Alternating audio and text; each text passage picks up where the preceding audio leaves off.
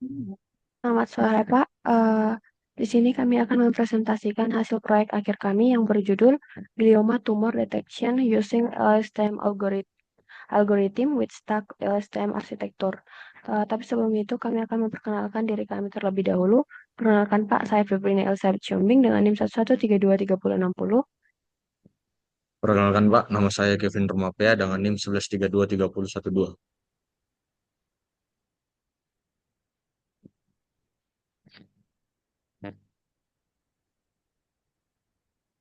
Perkenalkan Pak, nama saya Jessica Natasha Warni dengan NIM 1132048. Perkenalkan Pak, nama saya Febri Kaliana dengan NIM 113235050. Perkenalkan Pak, nama saya Tesya Sibarra dengan NIM 1132309. Jadi saya akan menjelaskan mengenai latar belakang. Glioma adalah tumor otak dengan tingkat fatalitas tinggi, sehingga penentuan grade-nya sangat menentukan strategi terapi, harapan hidup, dan tindak lanjut klinis. Namun, diagnosis tradisional masih mengandalkan analisis histopatologi yang memerlukan laboratorium khusus, memerlukan waktu dan bergantung pada keahlian patologi. Di sisi lain, data klinis dan data genetik mengandung berbagai indikator biologis penting yang dapat diolah menggunakan kecerdasan buatan. Dengan pendekatan pemodalian yang tepat, pola-pola ini dapat diterjemahkan menjadi prediksi otomatis terkait tingkat keparahan tumor lebih cepat dan lebih objektif. Kemudian rumusan masalah. Yang menjadi rumusan masalah di sini yaitu yang pertama, bagaimana cara membangun model deep learning berbasis stack LSTM yang mampu mengklasifikasikan glioma menjadi low grade glioma dan glioblastoma multiforme. Yang kedua, seberapa akurat model stack LSTM dalam melakukan klasifikasi glioma berdasarkan data klinis dan genetik pasien. Dan yang terakhir, bagaimana cara menerapkan model yang telah dikembangkan agar dapat digunakan secara real-time melalui aplikasi berbasis web. Kemudian tujuan penelitian. Tujuan penelitian ini uh, menerapkan 3 tujuan utama. Yang pertama, melakukan pengelolaan, normalisasi, dan transformasi data klinis serta genetik agar layak digunakan sebagai input model deep learning. Yang kedua, membangun model klasifikasi dengan arsitektur stack LSTM yang mampu mempelajari pola relasional antar fitur sequence. Dan yang terakhir adalah mengevaluasi performa model dengan berbagai metrik evaluatif, termasuk akurasi, precision, recall, dan F1 score untuk menguji kemampuan generalisasi model terhadap data baru.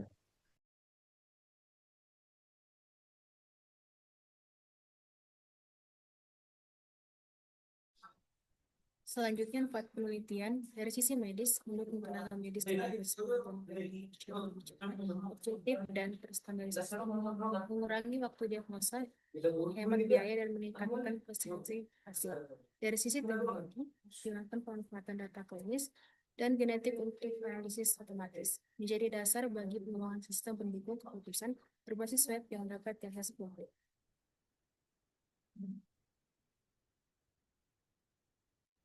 Menggunakan metodologi CRISP-PDM. Yang pertama, business understanding, yaitu mengidentifikasi masalah, tujuan, dan urgensi medis. Yang kedua, data understanding, yaitu mengkaji struktur, kualitas, dan distribusi data. Yang ketiga, data preparation, yaitu membersihkan, mentransformasi, dan memformat data agar kompatibel dengan model. Yang keempat, modeling, yaitu membangun model stack efisien dan mengatur hyperparameter. Yang kelima, evaluation, yaitu mengukur performa baru menggunakan data uji dan metrik evaluasi. Yang terakhir adalah deployment, yaitu menerapkan modul dalam aplikasi berbasis web. Selanjutnya, business understanding. Tahap business understanding bertujuan untuk memahami permasalahan dalam penentuan grade glioma yang masih bergantung pada analisis histopatologi yang memakan waktu, membutuhkan alat khusus, serta rentan menghasilkan perbedaan penilaian. Padahal data klinis dan mutasi genetik TCGA memiliki potensi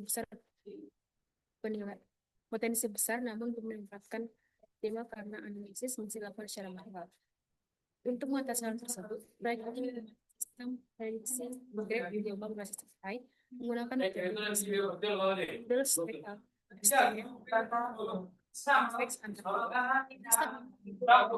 seperti Pandas, NumPy, sklearn, TensorFlow, dan Jovlib untuk proses pelatihan, evaluasi, dan deployment. Tujuan penelitian adalah mengolah data klinis dan genetik, membangun model klasifikasi STM, serta mengevaluasi performa menggunakan metrik akurasi, precision, recall, dan efficiency.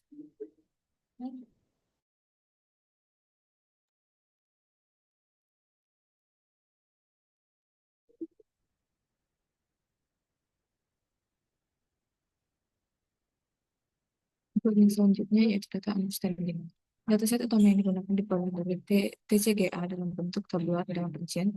Jumlah sampelnya itu ada 839, jumlah fiturnya adalah 24, dengan label 0 itu merupakan LGG dan 1 merupakan GMB. Fitur yang digunakan meliputi yaitu data klinis dengan jenis kelamin, usia, dan ras. Untuk data genetik, jumlah status mutasi gen penting seperti IDH1, TP53, ATRX, PTEN, EGFR, dan lainnya. Dataset menunjukkan adanya misi virus dan perbedaan skala antara fitur, sehingga perlu dilakukan pre-processing sebelum pemodelan. Untuk selanjutnya, tahap persiapan data meliputi yang pertama mengisi nilai kosong dengan 0, encoding fitur kategorikal, mengubah fitur genetik menjadi nilai peran, normalisasi data menggunakan standar scalar, reshaping ke format sequence agar kompatibel dengan LSTM. Dataset dibagi menjadi subset trainingnya, presentasi trainingnya adalah 800% dengan tujuan pelatihan model. Yang kedua itu presentasi testing ada 20% dengan tujuan evaluasi performa. Yang selanjutnya modeling. Model stackless STM dirancang untuk mempelajari antar fitur dalam membentuk urutan meskipun data bukan time series. Pendekatan ini memungkinkan model belajar kompleks yang memungkinkan tersembunyi di dalam interaksi antara fitur klinis dan genetik. Keunggulan LSTM dalam penelitian ini yaitu dapat menangkap dependensi antar fitur, mampu memodelkan hubungan linear. Yang ketiga, dimensi fitur lebih sesuai dengan sequence modeling. Selanjutnya adalah arsitektur tingkat LSTM, yaitu modulnya dari layer LSTM yang bertingkat 128 unit, 64 unit, 32 unit, dan parameter pelatihannya yang dengan efforts 50, bit size-nya 32, dengan optimizer menggunakan ADAM. Nah, selanjutnya itu komponen tambahan itu dropout-nya itu 0,3 untuk menjaga overfitting, dense layer 16 unit dengan ready, dengan output layer 1 neuron sigmoid untuk klasifikasi binary.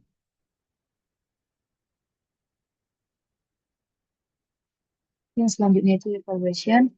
Model dievaluasi menggunakan testing set yang tidak digunakan saat training untuk mengukur maupun generalisasi. Confusion matrix menunjukkan hasil true positifnya itu 54, true negatifnya 80, false positif 18, dan false negatifnya itu 16. Model memperoleh akurasi 80% dengan precision, recall, dan F1 score yang seimbang di kedua kelas. Performa modelnya itu dinilai stabil karena tidak menunjukkan domain terhadap salah satu kelas atau domain LGG atau GMD. Nah, selanjutnya itu hasil evaluasinya itu untuk membuktikan bahwa setiap LSTM mampu mengenali pola klinis dan genetik dengan cukup baik. Model layak digunakan sebagai pendukung keputusan awal meskipun masih memiliki ruang untuk peningkatan.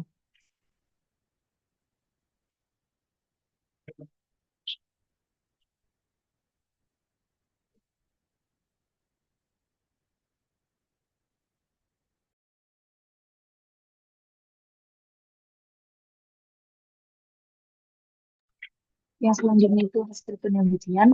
Penelitian ini berhasil membangun sistem prediksi grade glioma berbasis stiket LSTM yang dapat mengklasifikasi low grade glioma atau LGD dan glioblastoma multiforme menggunakan data klinis, demografis, dan mutasi genetik.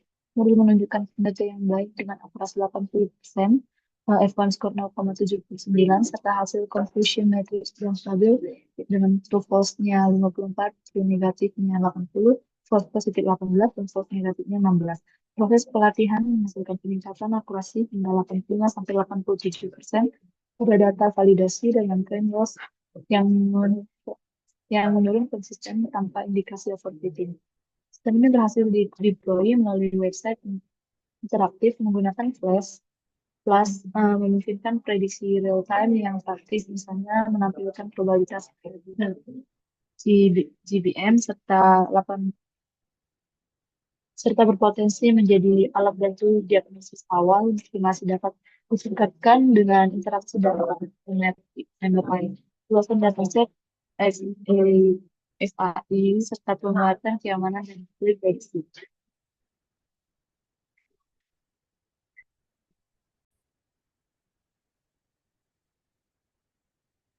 Baik, kali ini saya akan mendemokan hasil kerja kami, yaitu menemukan proyek prediksi gelombang berbasis deep learning. Proyek ini eh, kami buat punya dua bagian. Yang pertama model Python di notebook, dan kedua itu tampilan webnya. Oke.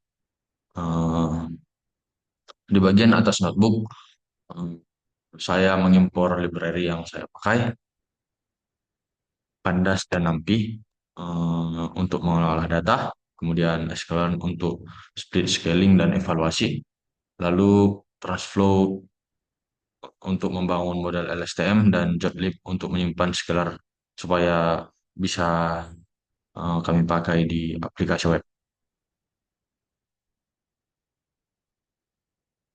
Di sini saya load dataset di Luma dari CSV, saya cek bentuk data dan beberapa baris pertama nilai kosong saya isi dengan nol supaya tidak mengganggu training. Lalu saya tentukan grade sebagai target dan kolom lain sebagai fitur X yang akan dimasukkan ke model.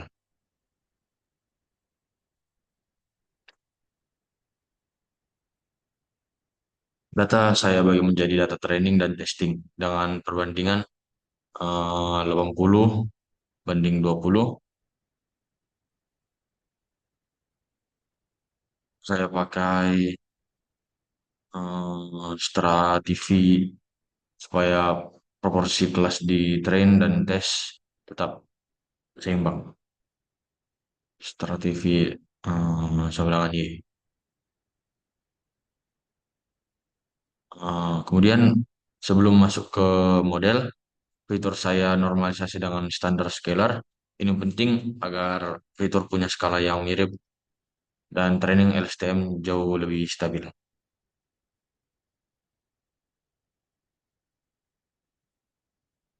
Karena saya pakai LSTM, eh, input harus berupa sequence. Jadi data yang sudah di scale saya ubah bentuk jumlah sampel, jumlah fitur satu.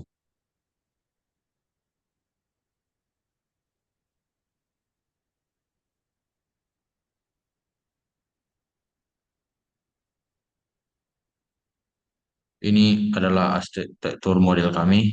Eh, Kami pakai stack LSTM beberapa lapis dengan dropout untuk mengurangi overfitting, dan di akhir ada dense dengan sigmoid untuk prediksi biner apakah Gluma termasuk grade tinggi atau rendah. Model saya compile dengan optimizer Adam dan loss binary cross entropy.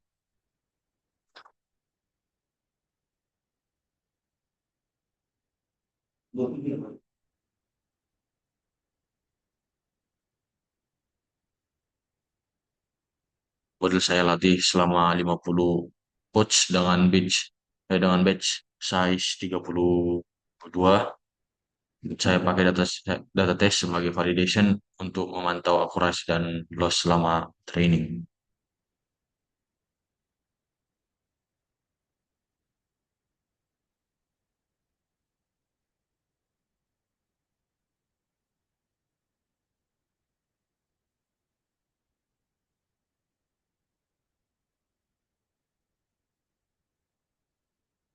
Setelah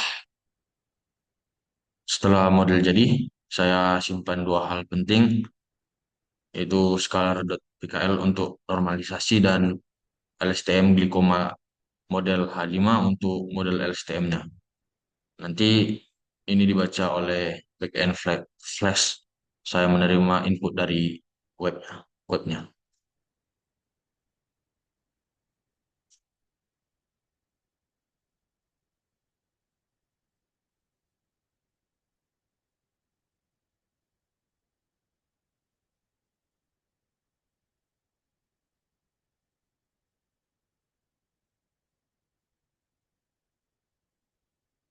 Di sini saya uji satu input manual, struktur input sama seperti yang nanti dikirim dari web, dibuat dari data frame di scale dengan scalar yang sama. Dibentuk ke format LSTM, lalu diprediksi. Hasilnya berupa probabilitas dan kelas, glaucoma grade tinggi atau grade rendah.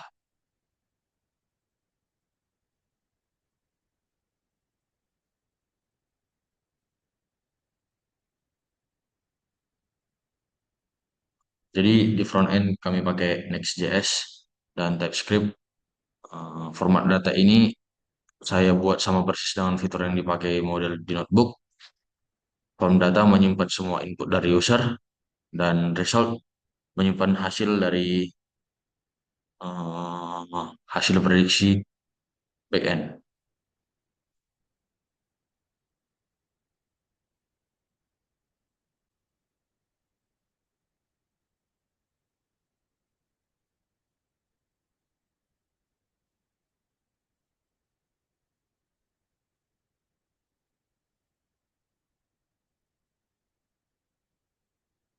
Jadi bagian ini form untuk data demografis, jenis kelamin dan usia, pilihan user langsung disimpan ke format data melalui set from data.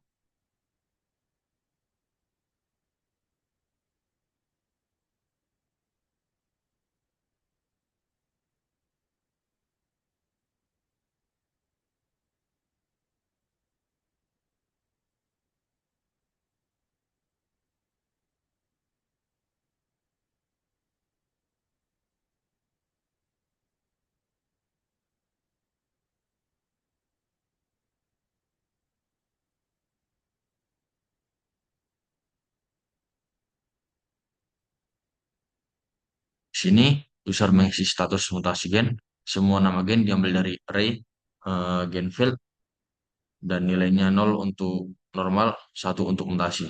Dan lagi-lagi setiap perubahan akan mengupdate from data.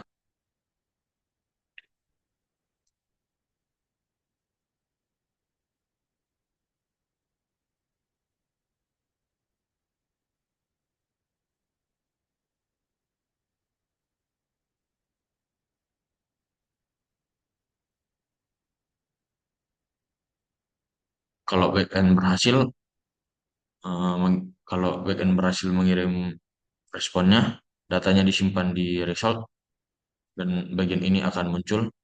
Di sini saya tampilkan probabilitas glaucoma tinggi dalam persen dan kelas prediksinya misalnya high grade atau low grade.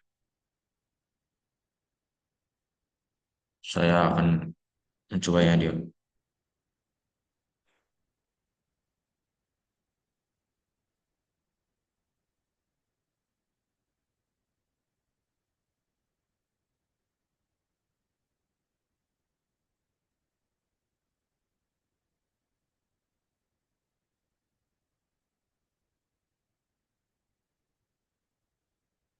Merupakan tampilan dari uh, website kami.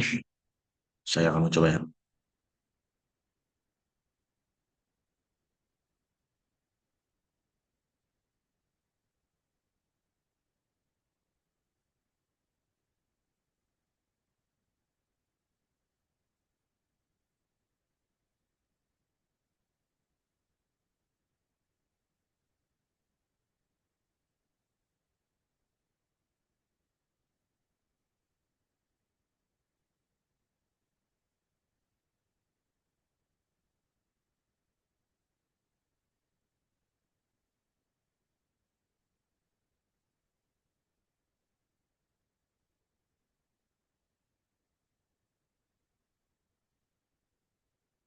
Merupakan hasil prediksinya. Prediksi kelasnya glioblastoma multi multiforme atau GWM. eh, probabilitas glukonatrek tinggi yaitu 80%, 80,64%. Sekian hasil demo kami. Terima kasih.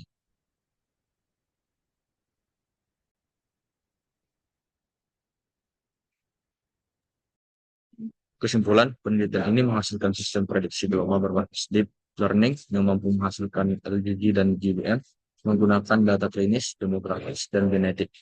Model LSTM yang dibangun menunjukkan performa baik dan dapat memberikan prediksi secara real-time melalui website interaktif sehingga analisis menjadi lebih cepat dan praktis. Sehingga pada contoh hasil prediksi GBM dengan probabilitas 85,54%. Meski demikian, sistem masih dapat ditingkatkan dengan menambah data MRI, memperluas variasi dataset, menerapkan explainable AI, serta memperkuat keamanan dan deployment sistem. Dengan mengembangkan lanjutan, model ini berpotensi menjadi alat pendukung diagnosis yang mampu yang mampu komprehensif dan andal. Sekian hasil presentasi Kakak. Terima kasih.